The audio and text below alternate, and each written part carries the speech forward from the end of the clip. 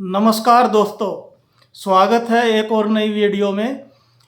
इससे पिछली वीडियो में हमने डिस्कस किया था कि अगर कोई शादी करने वाला है कोई लड़का, तो उसको किन 5 बातों का ध्यान रखना चाहिए शादी से पहले, ताकि आगे चल के कोई भी असुविधा ना हो और अच्छा पार्टनर चूज कर सके और शादी भी अच्छे से चले। इस वीडियो में हम डिस्कस करेंगे कि ऐसी कौन सी 5 बातें हैं जो लड़कियों को स्पेशली ध्यान रखना चाहिए शादी फिक्स करने से पहले। तो ये जो वीडियो है स्पेशली यूज़फुल रहेगा लड़कियों के लिए।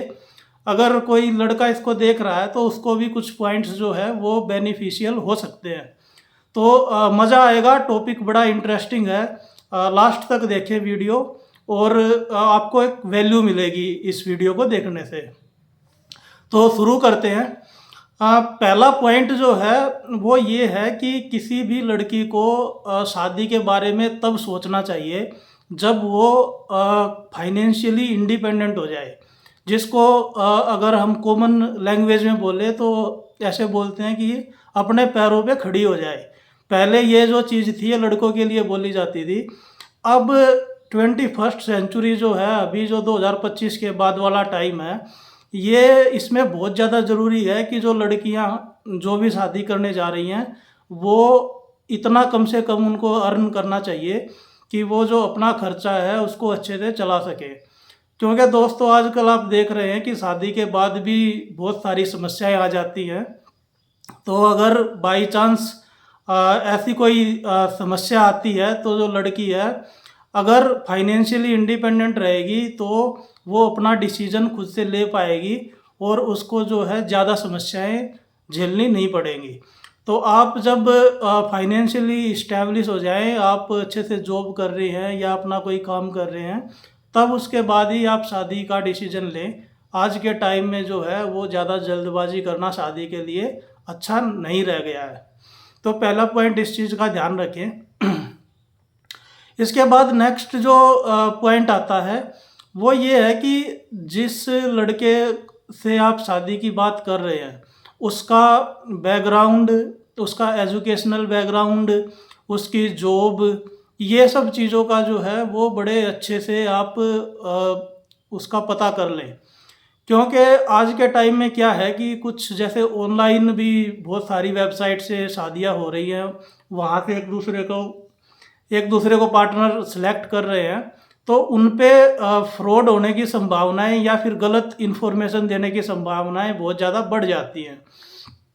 तो आप पता करें कि जो लड़का है वो किस जॉब में है। बेटर तो ये होगा कि आप उसके वर्क प्लेस पे जाके और वहाँ पे अगर वेरिफिकेशन हो जाता है तो और भी अच्छा है। और उसका एजुकेशनल बैकग्राउंड क्या रहा है और उसका जो फैमिली बैकग्राउंड है वो कैसा है, ये चीज़ें आप कंफर्म कर लें। ऐसा नहीं है कि किसी की सुनी सुनाई बातों पे आपने यकीन कर लिया और बाद में आधी इन्फॉर्मेशन बाद में जाके पता चलती है, तो उससे जो है वो फिर बाद में बड़ी असुविधा होती है। उस चीज़ से बचने के लिए और कन्फ्लिक्ट से बचने के लिए आप पहले ही इन चीज़ों को क्लियर करके रखें और जो सच्चाई है उसको खुद ही वेरीफाई कर लें, ताकि आगे जो है वो कोई प्रॉब्लम ना आए। अच्छे से वेरिफिकेशन करेंगे तो कोई समस्या नहीं आएगी। तीसरा है कि जब आप शादी फाइनलाइज करते हैं तो आपस में आजकल तो लड़का लड़की को सफिशिएंट टाइम दिया जाता है कि एक दूसरे से बात कर लें, एक दूसरे की मेंटेलिटी को समझ लें। तो जब आप बातचीत करते हैं तो आप लड़के से तसल्ली के साथ आप अपने जो डाउट्स हैं, जो भी आपके क्वेश्चन हैं, उनको पूछें। ऐसा नहीं है कि सिर्फ लड़के को ही चीज़ें जानना ज़रूरी है, उसी को क्वेश्चन पूछने हैं। आप बड़े कॉन्फिडेंट होके आप अपने क्वेश्चन करें और जो जो आपके डाउट हैं उनका क्लैरिफिकेशन कर लें। क्योंकि बाद में जो है वो अगर आपकी कोई क्वेश्चन क्लियर नहीं हो पाता है तो फिर समस्या आती है। इसमें जैसे आप बात करेंगे अच्छे से तो आपको बहुत सारी चीज़ें पता चल जाती हैं। उससे आप को ये पता चलता है कि जो लड़का है उसका नेचर कैसा है और उसको कोई इश्यू तो नहीं है। आप उससे पूछ सकते हैं कोई स्पेशल प्रॉब्लम, जैसे कोई एंगर इशू तो नहीं है, या फिर कोई और समस्या तो नहीं है, या फिर जो लड़का है वो शादी जो है अपनी मर्ज़ी से ही कर रहा है, पेरेंट्स के दबाव में तो नहीं कर रहा है। तो ये चीज़ें आप जो है उससे खुल के डिस्कस कर सकती हैं। और दूसरा एक ये है कि ऐसे लड़के जो है जो स्पेशली मम्मास बॉय जिनको बोला जाता है, जो अपने सारे डिसीजन के लिए पेरेंट्स के ऊपर निर्भर करते हैं। छोटी छोटी चीज़ों में वो मम्मी पापा इन पे डिपेंडेंट रहते हैं। तो ऐसे लड़कों को जो है वो उतनी ज़्यादा जो है वो शादी के बाद वो फिट नहीं बैठते हैं। तो आप देखें कि उसकी खुद की डिसीजन मेकिंग है नहीं है, उसे फाइनेंशियल स्टेबिलिटी, फाइनेंशियल इन्वेस्टमेंट, इस तरीके की आप चर्चा कर सकते हैं। उससे जो है उसकी थोड़ी मेंटालिटी पता चल जाएगी। ये चीज़ बहुत ज़रूरी है, क्योंकि शादी के बाद जो है वो लड़के का एक इंडिपेंडेंट डिसीजन मेकिंग होना, और एक पार्टनर जो लड़की है वो पूरा अपना घर छोड़ के आ रही है, तो उसको अगर कोई इश्यू आता है तो उसकी सपोर्ट में कोई तो रहना चाहिए। तो ऐसा लड़का जो है अगर होगा तो शादी जो है वो बड़ी सक्सेसफुल तरीके से चलती है। फिर बातचीत करने से थोड़ा-सा ये पता चल जाता है कि जो उनकी मेंटालिटी है वो कैसी है।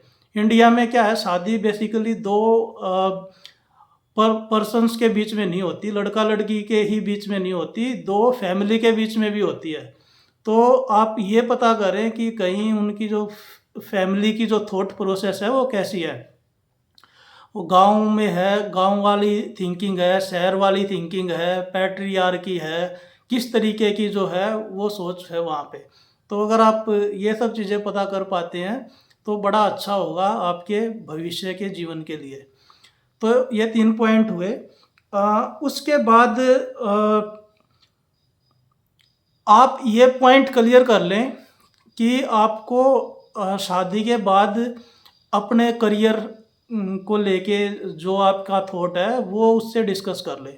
जैसे आपको शादी के बाद जो है वो जॉब कंटिन्यू करनी है, या फिर आपको जॉब कंटिन्यू नहीं करनी है, या फिर आपको किस सिटी में रहना पड़ सकता है। क्योंकि होता ये है कि शादी के बाद जनरली बोलते हैं ससुराल वाले कि लड़के की तो जॉब इतनी अच्छी है और लड़की को जॉब करने की क्या ज़रूरत है, हमारे पास तो पैसे बहुत हैं। तो आप ऐसे करो, अगर दूसरी सिटी में अलग-अलग रहना पड़ रहा है तो लड़की की जॉब छुड़वा देते हैं और उसको फिर वहाँ पे रखते हैं, लड़के की जहाँ पे जॉब होती है। तो ये चीज़ आप पहले ही क्लियर कर दें कि देखो मुझे अपनी जॉब कंटिन्यू करनी है और मेरे जो है करियर को लेके ये प्लान है। उस चीज़ को आप पहले से डिस्कस कर लेंगे तो आने वाले जो टाइम बाद का, जो शादी के बाद का टाइम होगा, उसमें जो है वो समस्या कम होंगी। लास्ट और जो सबसे इम्पोर्टेंट पॉइंट है वो है कि आप फ्यूचर प्लानिंग, जो शादी के बाद की फ्यूचर प्लानिंग है, आप बच्चों को लेके डिस्कस कर सकते हैं। जैसे कई लड़कियों का होता है कि मुझे तो बच्चा नहीं करना है, या फिर अगर आपका ये है कि मुझे एक ही बच्चा करना है या 2 ही बच्चे करने हैं। तो अगर आपका कोई ऐसा स्पेशल पॉइंट है कि आप उसको डिस्कस करना चाहते हैं, तो वहाँ पे आप बता दें कि मेरी जो प्लानिंग है वो क्या है, मुझे नहीं बच्चा चाहिए, मुझे नहीं करना है, चाइल्ड फ्री रहना है, या फिर जो भी चीज़ है आप उसको अच्छे से डिस्कस कर लें।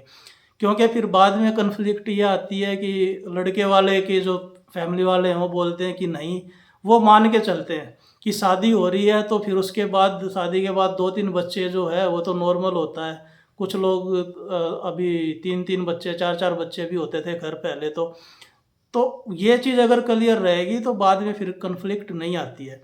ये चीज़ें सुनने में बड़ी छोटी-छोटी लगती हैं, लेकिन ये छोटी चीज़ें बाद में जाके जो बहुत बड़ी बन जाती हैं और कई बार जो है वो डाइवोर्स का भी कारण बन जाता है।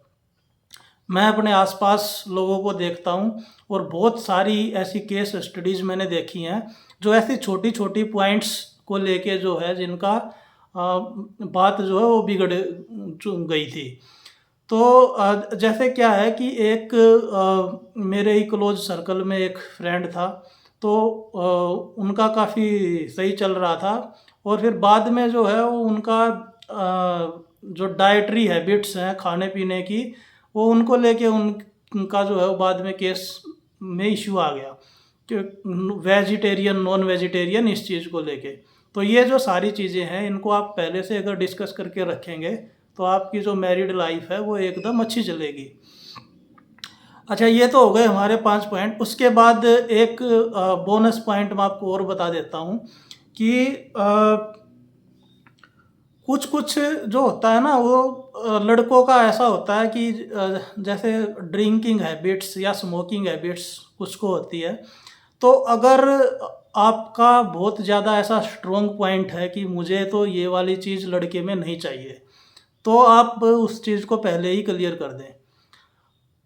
अगर आपको ऐसा लड़का नहीं चाहिए जो बिल्कुल भी जो अल्कोहल कंज्यूम करता है या जिसको स्मोकिंग की लत है, आप अगर ये सोच के करेंगी कि शादी के बाद तो मैं इसको चेंज कर दूंगी, मैं छुड़वा दूंगी और इसको मैं मनुष्य बना दूंगी, तो भाई ये इतना आसान नहीं होता है।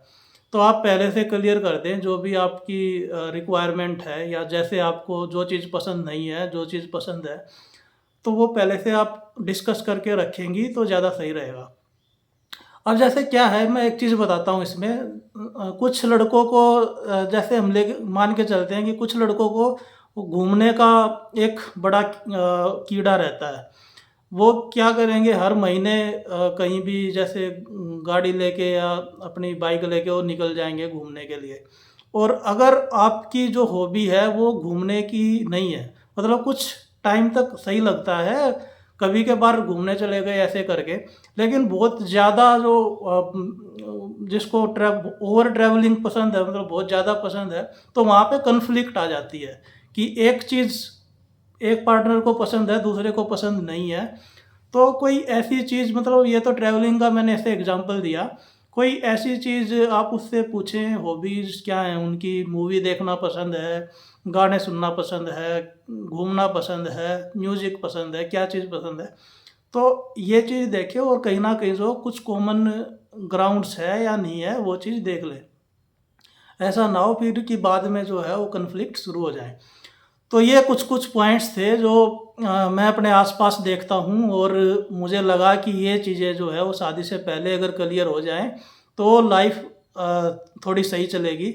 हालांकि जो शादी है वो अपने आप में ही एक बड़ा कंफ्यूजिंग टॉपिक है और कॉम्प्लिकेटेड सब्जेक्ट है। तो अगर ज़्यादा से ज़्यादा जितना इसे बच सके उतना बेटर है, लेकिन अगर आपने करने का प्लान बना लिया है तो ऊपर जो हमने चीज़ें डिस्कस करी है अभी तक उनका आप ध्यान रखें। और I wish you all the best. Video अगर आपको अच्छा लगा तो आप अपने सजेशंस आप बता सकते हैं कमेंट्स में लिख के, और कोई टॉपिक पे अगर आप चाहते हैं कि वीडियो बनाएं तो आप वो भी सजेस्ट कर सकते हैं। आपके कोई क्वेश्चंस हैं तो हम उनको भी अगले वीडियो में डिस्कस कर लेंगे। बाकी आप वीडियो देखते रहिए, एंजॉय करते रहिए। Take care.